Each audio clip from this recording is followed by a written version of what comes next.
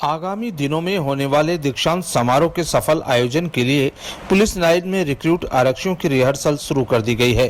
Police अधिकारी parade को पूरी तरह से परफेक्ट कराने के लिए कुछ दिन पूर्व से ही रिहर्सल करना शुरू कर दिया है। आज गोंडा पुलिस लाइन में अपर पुलिस अधीक्षक शिवराज के नेतृत्व में रिक्रूट आरक्षियों की दीक्षांत परेड का रिहर्सल करवाया गया।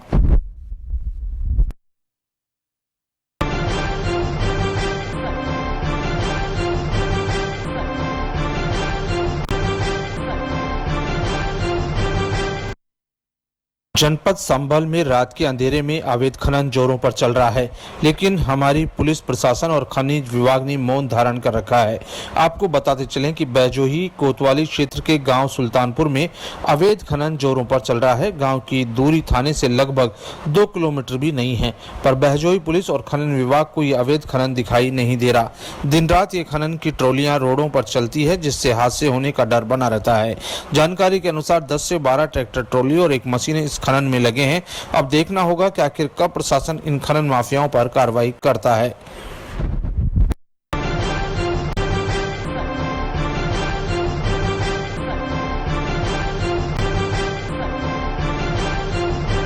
संभल में 15 दिन पूर्व युवक की गोली मारकर हत्या करने का पुलिस ने सनसनीखेज खुलासा किया है।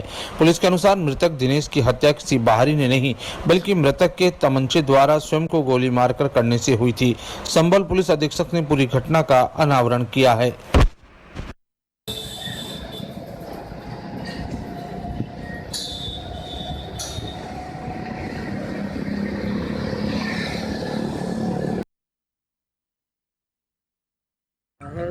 हत्या या आत्महत्या क्या मामला सामने आया सर?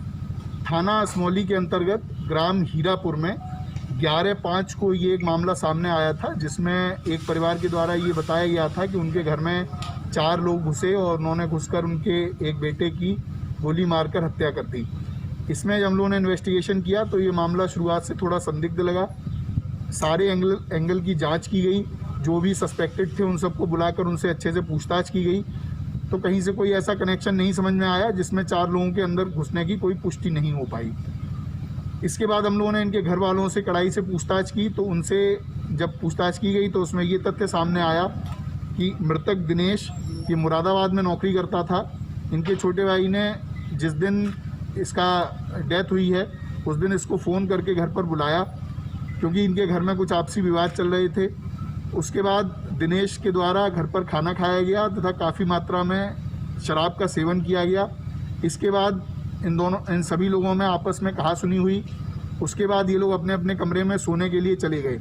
रात में दिनेश बीच रात में ये किसी को नहीं मालूम कि कितने बजे उसकी नींद खुली। जब उसकी नींद खुली तो उठकर आया और छोटे भाई की जो बहू है उसके साथ में उसने कुछ छेड़छाड़ की।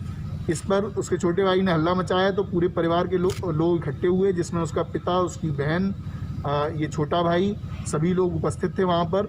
उसके बाद में जब इन लोगों के द्वारा उसको वहाँ से हटाया गया, उसके साथ थोड़ी बहुत मारपीट की गई, तब दिनेश ने अपने कमरे से एक तमंचा निकाला और उसने इन लोगों को धमकी दी कि वो इन सभी लोगों को गोली चलाकर मार देगा।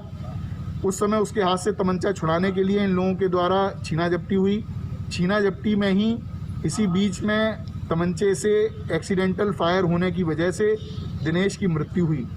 इस प्रकार की घटना होने की वजह से इनके परिवार के लोग, इनका कहना है कि सभी लोग काफ़ी डर गए थे और उन्होंने ये 4 लोगों के अंदर घुसने की और उसके बाद गोली मारने की कहानी ईजाद की, और जिसको प्रमुखता से मीडिया में चलाया भी गया। पिछले 15 दिनों से हम लोगों की तरफ से प्रयास किया गया कि कोई भी निरपराध किसी तरह से जेल ना जा पाए, तो हम लोगों ने सभी एंगल की जाँच की है। इन लोगों ने इस चीज़ को अब